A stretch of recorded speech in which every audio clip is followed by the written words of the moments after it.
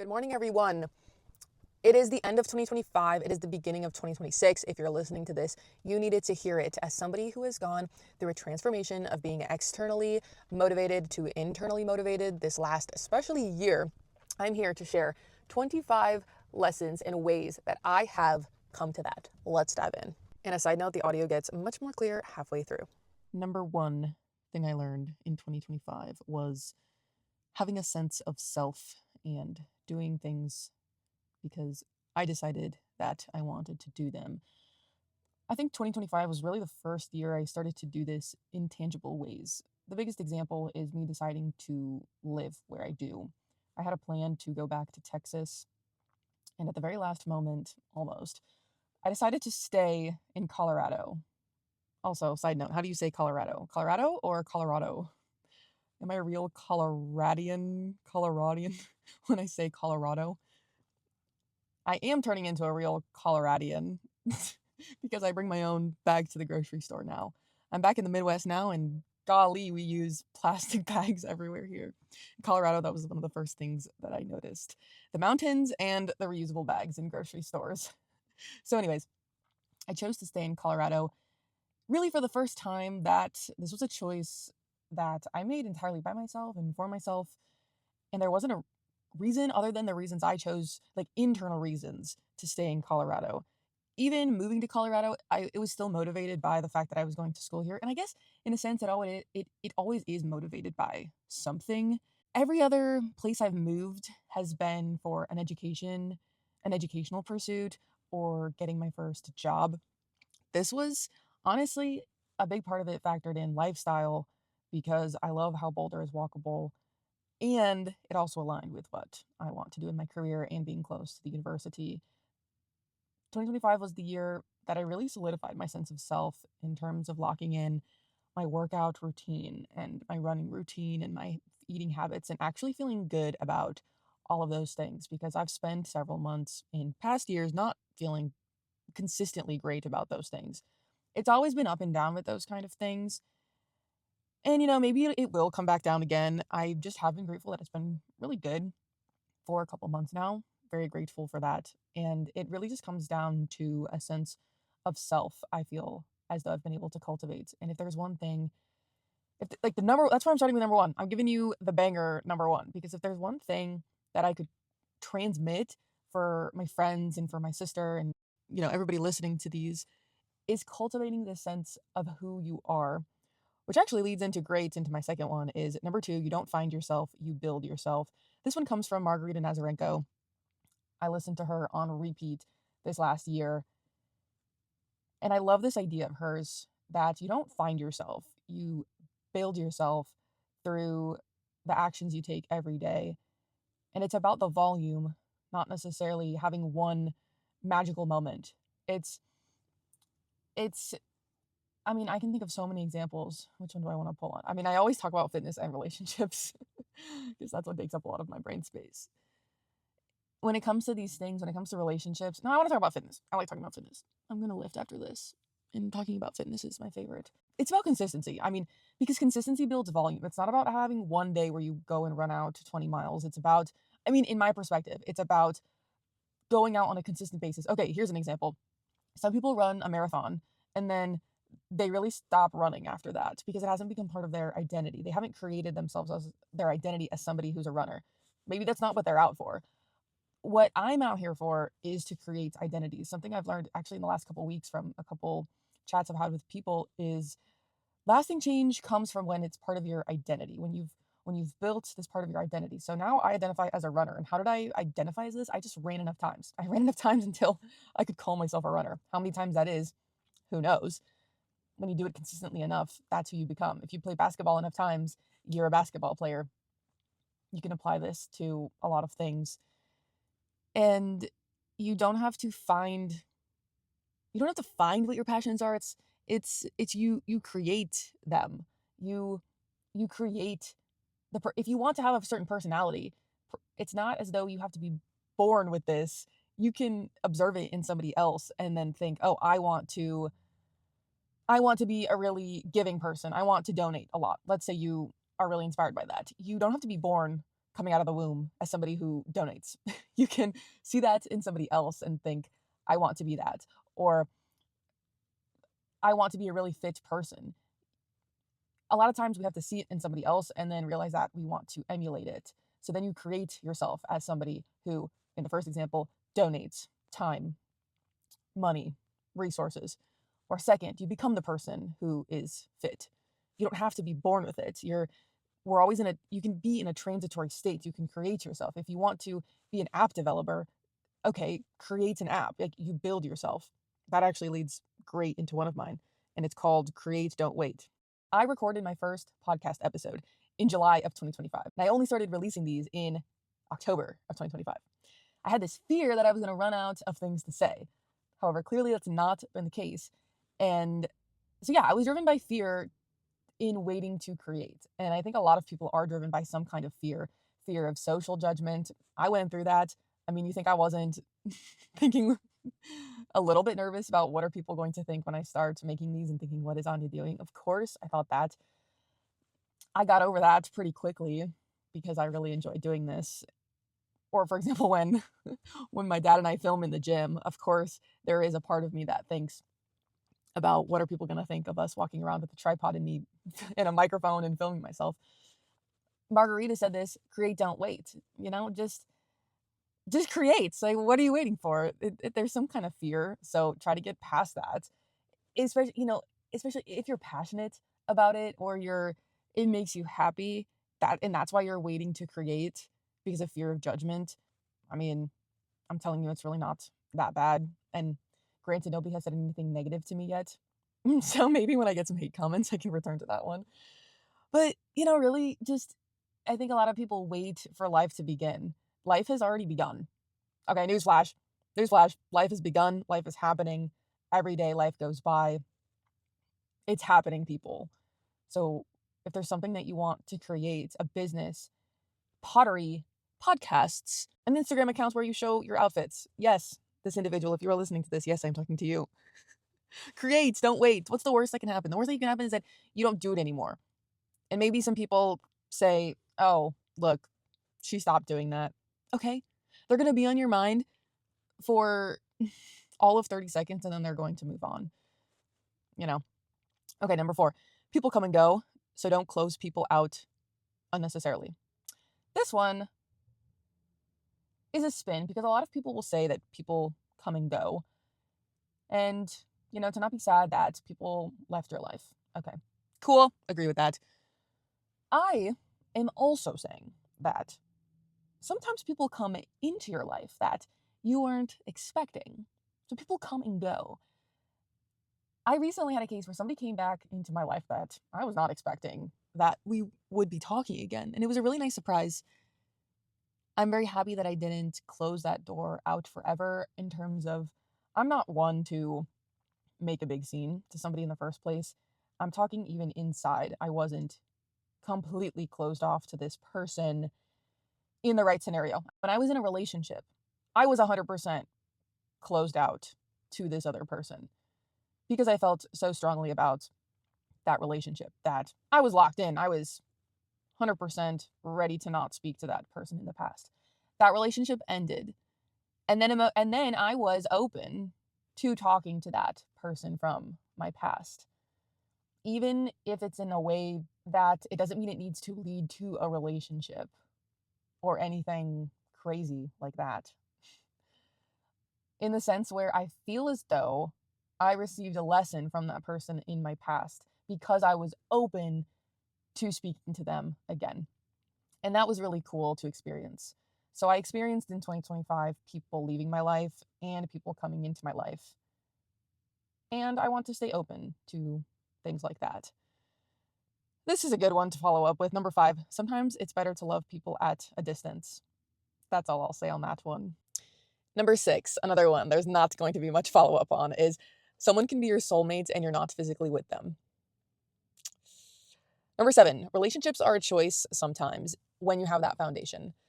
I learned this year that once you have that foundation of friendship with somebody, and I can imagine that this is going to be the same in a romantic relationship in the future. This applies with family. This applies with any long-term relationship that you have. Sometimes it's a choice to show love. While sometimes I feel a bunch of love and I could, call somebody and just have a bunch of love pour out of me, or I'm writing them letters about what their friendship means to me. It's really also about the fact that sometimes it's about making the choice to reach out to them over text and let them know that you're still thinking about them, that they still mean a lot to you. I found that feelings can fluctuate, but cultivating that relationship with them, keeping that relationship alive, even when you're apart, was something really valuable that I learned this year. This year, I lived in Colorado away from a lot of my friends who live in Texas and my family who lives in Iowa.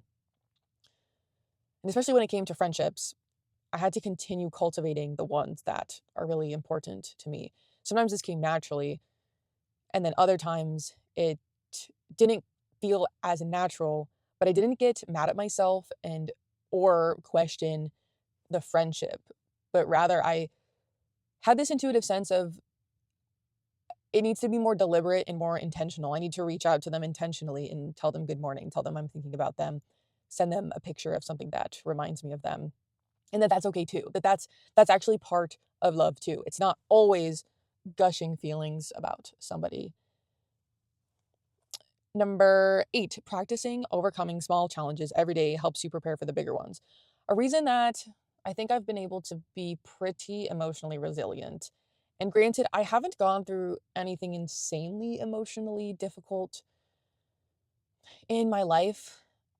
I've gone through little practice rounds of things that have rocked my boat emotionally. And I firmly believe that the little challenges that I overcome every day help me prepare me for those big ones and big ones that I will encounter in the future. And what I'm talking about is having these things that I want to accomplish every day and these small challenges that I overcome. So every day I do something for EMT, whether that's study, whether that's watch a video in the course that I'm taking a certification online, doing a certification in person, reaching out to people over email. I do something for EMT every day, and that's discipline because sometimes there's so much going on that doesn't particularly interest me that day to do, but that's where the discipline comes in because discipline is doing things that you don't necessarily always feel like doing. Another thing, getting my 30 push-ups in every day. There's often times that I get to the end of the day, and let's say it was a running day, so I wasn't in the gym and I haven't done my push-ups, and I don't want to get down on the floor and do my push-ups, but I do them anyway because I am callousing my mind to just constantly overcome these small challenges. These are tiny, tiny challenges on the grand scheme of all the challenges that people have in their lives. I'm training myself to overcome those little things every day so that when there are big things that rock my boat, one, I set those habits of things that I'm going to do every single day. I'm going to get 12,000 steps every day. I don't care if it's 10 p.m., I'm going to get outside or get on my treadmill and get those steps in. A side note, little side lesson. I mean, I learned this probably in 2024, but make it as easy as possible. I got an indoor treadmill for my desk so that I could get in my steps if it was really late and I didn't want to be outside or for whatever reason I could do it inside. Or, I mean, a big thing was I needed to multitask because I had school and work going on and I still got my 12,000 steps in every day and I needed to be able to multitask sometimes. So I'd watch a lecture and I'd walk. When I have a big challenge, I'll let you know how that worked out. But the medium-sized challenges that I had this year, I think my daily practices really helped. It rocked my boat for a little bit, but on the grand scheme of things, I've been fine. Number 9, in the digital age, just as it's important the 5 people that you surround yourself physically, it's also important who are the 5 people you surround yourself online. Especially if you live alone like me and you like listening to people's content online. What are you listening to?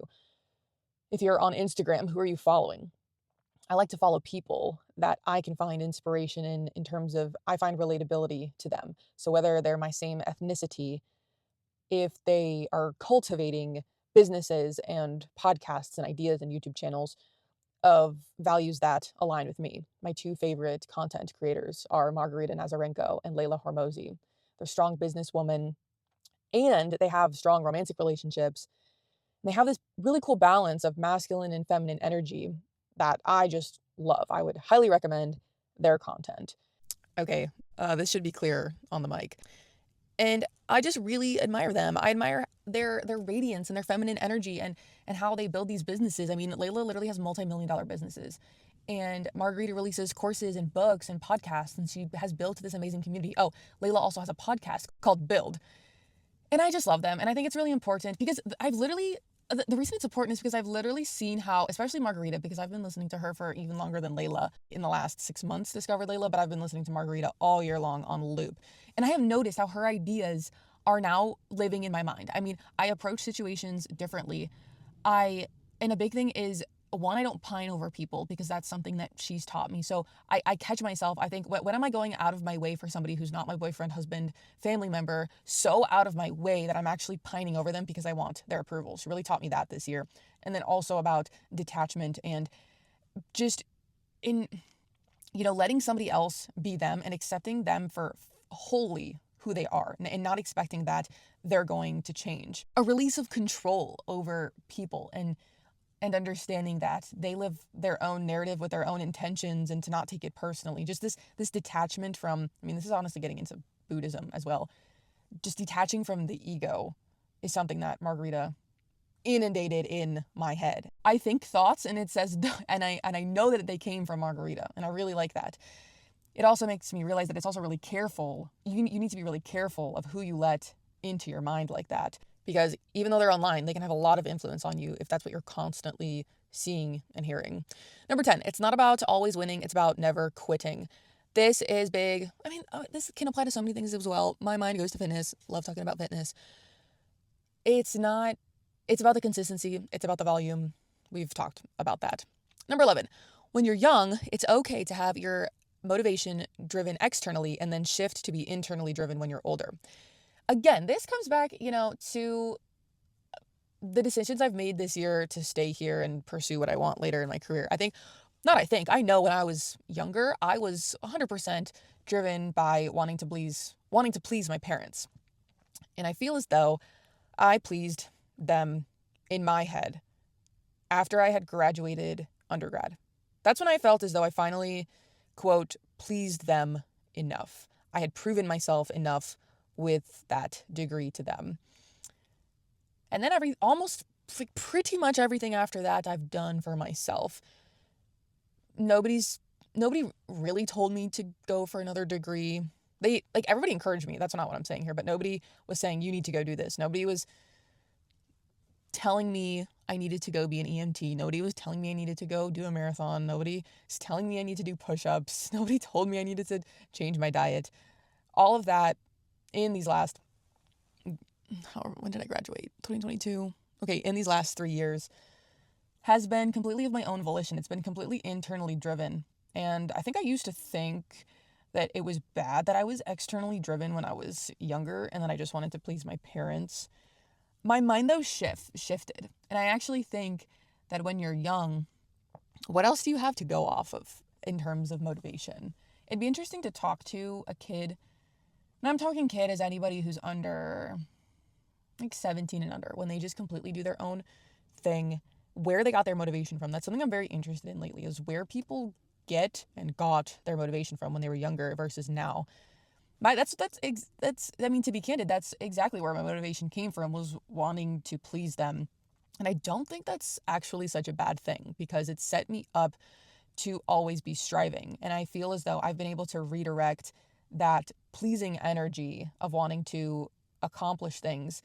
And I've been able to redirect that more to pleasing myself and doing things for myself and being internally motivated to do those things. So it was kind of this shift from this external to this internal. So I think it's okay to be externally motivated when you're young, until you've realized what's out there in the world and that you want to accomplish completely of your own volition. And it's actually such a blessing when you have people like that when you're young and they are pushing you and you do kind of feel like you need to please them. They have expectations for you when you're so young that you don't have those expectations for yourself. It's actually a blessing when there's people expecting great things of you and they are expecting you to go for the straight A's and to play tennis and to get into the best college that you can. It's actually a blessing because those people care about you. So if you are a people pleaser, you got to turn around and use it as a superpower. And all you have to do is just redirect who you are trying to impress instead of other people. Make it about impressing yourself. Okay, number 12, don't be vulnerable for vulnerability's sake. This comes from Evie Pompuris. And it's the idea of have some kind of purpose when it comes to being vulnerable, either online or with people in your life. I use vulnerability to build connection with people. When somebody's vulnerable with me, then I share something vulnerable with them because that's what builds connection between us. I'm not going to just dump all my problems and all of my, complicated interpersonal dynamics and relationships and explain all of this to somebody just because I'm treating my friend as my therapist. No, it's about finding a way to use that as a point of connection with them and letting them be vulnerable with me. Online, it's not about sharing about my breakup so that it's a sob story and people feel bad for me. It's literally quite the opposite. It's to make other people feel less alone and show people going through something similar that there is somebody that's gone through something similar. And my whole point is I want to share the hard times when I'm going through them, because a lot of content is retrospective. A lot of my content is retrospective, and it's reflecting, and it's what lessons have I gleaned from it. I also see a space for sharing in the moment when you feel like that, because sometimes that's when we need support, is when we're sitting in our car crying about an ex. That's why I record, and it's a very vulnerable state. And I don't record that just so people feel bad for me. I record that so that other people feel less alone. And so just don't put your heart out there for no good reason. Have that be connection. I guess it's don't have it be for a selfish reason. That's the key here. Don't put it out for a selfish reason. Put it out either for connection or to help somebody else. Number 13, no matter what situation you go through, you gain the ability to empathize. It's like unlocking another layer of life, and it builds your life experience and the ability to empathize with any situation. I did a whole episode on empathy this year and how I fundamentally believe, and I will keep thinking of examples and trying to prove myself wrong. So if you see a hole in my logic, let me know. But I think any situation, interpersonal dynamics, personal struggles, external struggles, natural disasters, it all gives us the ability to empathize with people going through a similar situation. And even you can detach the event from the feeling and still be able to empathize with people's feelings about it. Yeah. Listen to my whole episode on empathy on that one. Number 14, the reason we get hurt is actually because we love ourselves and we hold ourselves in such a high regard. This comes from Buddhism and the idea of the ego, and that when we're sad and when we're angry, it's actually because our sense of ego is so high that we think that people should treat us a certain way and that things in life should go a certain way, because we cannot fathom that somebody's not treating us with the ultimate respect. Now, I think a healthy sense of ego is important. And it's really not even about resisting this. It's just about it's just kind of this unlocking this understanding of, oh, I'm sad right now because I actually love myself so much. I'm angry at how this person's treating me because I love myself so much. And for me, it's been a way to transform this negative emotion of feeling sad and angry at somebody, see it actually as an action for love from myself to myself. Number 15, strike when opportunity or inspiration hits. It's 3:46 a.m. and I'm on a run writing this list. Yeah. So this one is all about acting on opportunities. I did an episode this year on opportunities are going to be uncomfortable and they're going to cost you time and money. They're going to cost you resources, whether it's time or money. Act on it. Think about what your goals are that you're trying to achieve. If that opportunity aligns with that goal, you got to act on it. Okay? Nobody's going to make it easy for you. You have to move your whole schedule at work. You have to move your meetings to be able to go to the hospital all day and be a volunteer. That's just what it's going to take. If you want to dive in the NBL, you got to shell out a couple $100s on all the medical tests that you need to do. When it aligns with what you want, you got to throw time and money on it. That's the first aspect of it. And then when inspiration hits. So, I do my best work between the hours of 4 to 7 a.m. in terms of inspiration and creativity. I'm so creative during that time. That's my favorite time of the day. Or sometimes at work, I work a typical desk job, and sometimes I have so much inspiration that I have to put my work to the side, do it later at night, and sit and write and get out my ideas and capture them in the moment. And sometimes it is 3:46 a.m. and I just feel this urge to go out on a run and start, and these ideas just come to me, okay, in the very early parts of the morning. So just act when inspiration hits, because it ebbs and flows, and take advantage of when that inspiration does actually hit you.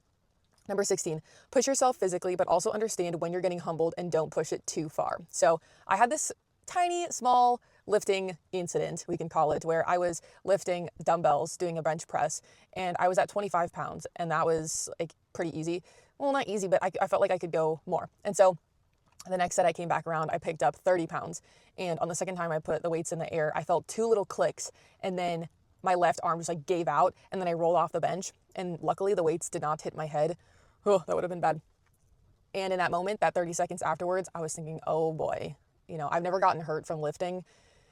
Assessing the damage. And it ended up being completely fine after 3 days. All the soreness went away. There's these little times in life where life humbles you a little bit and you push it to the edge, and then life says, okay, be careful. Listen to that, especially when it comes to physical things, because you don't want to be completely out for the count. Listen to your body. 17, talk with your counsel, and when you feel that urge to talk to everybody else about a situation, take a moment to think inside about what you want. Take a moment of peace and make the decision by yourself. This happened when I was deciding to stay in Boulder. I do this thing where I talk to the really important people in my life who know me and my goals, and I ask them, do you see any holes in my plan here? Do you see something that I'm not seeing? Because I trust them. I deeply trust them. You also have to recognize when you are talking to a bunch of other people and you just want their validation of something that inside you really know. So I wanted to stay in Boulder, and I really quickly caught myself trying to get validation from other people that this was the right decision. And as soon as I had the inkling of, oh, that's what I'm doing, talking about it. There's some point of talking that's actually helpful to get advice and making sure you're making a smart decision. And then there's a point where it's too much. You're just seeking somebody else to give you permission that it's okay. When you're a fully formed human that can make your own decisions, you have to take some time to just sit with yourself. So I was like, okay, I've talked to these important people that I need to talk to. My parents, my sister. Okay, that's done. Now I'm going to make the decision for myself. And so I toured an apartment. I put a deposit on an apartment. And for a couple days, I did not tell anybody, because as much as I had the urge to shout it from the rooftops, I wanted to sit with that feeling for myself and enjoy it just for myself. And there's been other scenarios, such as after a race. I just sit and I enjoy it by myself, for myself. And you make this educated guess for your life, partly with the influence of people that love and truly know you and know these and understand the situation that you're in. And then also you listen to your soul and what it's telling you. And at the end of the day, you make that decision based on your internal instincts. And then you sit with it, and then you're happy. Number 18, live with a sense of urgency. And you do this by having set goals every day of something you want to accomplish. Step counts, academic goals, career goals, physical goals. Every day I wake up and I think, what do I want to accomplish today? And I don't wait. This comes back to what I said earlier. Life is happening. Don't wait. Live with a sense of urgency. If you think you want to do something in a couple days, just do it right now. Why are you waiting? Number 19, this is a big one. The answer is always somewhere in the middle. This is one of the pillars of the way that I live my life nowadays. The answer is always in the middle. To me, this happens with dating, because there's part of me that wants to be this super closed off, just black cat energy to the fullest. And then there's this other side of me that wants to be super open and have it be more like a best friendship and be really open and really loving. And I realized I don't have to live completely as one or the other. In the middle is where I feel happiest in terms of personality when it comes to dating. So I do my own thing, but then I also am warm and friendly and open with them, and I do give them gifts and things like that. So you don't have to live in any extreme. And I'm probably going to make a whole episode about this, ways of being in the middle. But whenever I can't make a decision of how to spend my day, I split it up. I do a little bit of one thing, a little bit of another thing. And there's different theories. Some people say that you should just do 100% one thing. And there is merit to that. I have found so much utility in my life, though, where if I don't know what to do, I will do something in the middle, and then I actually end up pretty happy. Number 20, do things ahead of time as much as possible, because your future self will thank you. I think we can go to 21. That one's good, but that one's pretty self-explanatory. 21, it's okay if it takes you until you're 25 to make a big life decision that feels entirely for yourself, and that's okay. This goes back to earlier. It's kind of okay to be driven by trusted adults in your life, because when you're little, like, what do you really know? Like, what do you really know about life in the world? You think you know a lot, and you know as much as you're supposed to know at that age, but it's okay if it takes you later, a little bit later in life, to start doing things that are completely your own decision. Number 22, you don't have to be perfect. You just have to be the last one doing it. This is one of the keys to getting a bunch of things done, is the little incremental efforts that you make. And you don't have to do it perfectly. You just have to be the last one doing it. I was just asked the other day what my goal is with this podcast. And my goal is longevity. My goal is consistency. All you have to do is stay in the arena. Like, I want to be a podcaster, so all I have to do is make podcasts. So you don't have to do it perfectly. You don't have to have the perfect setup.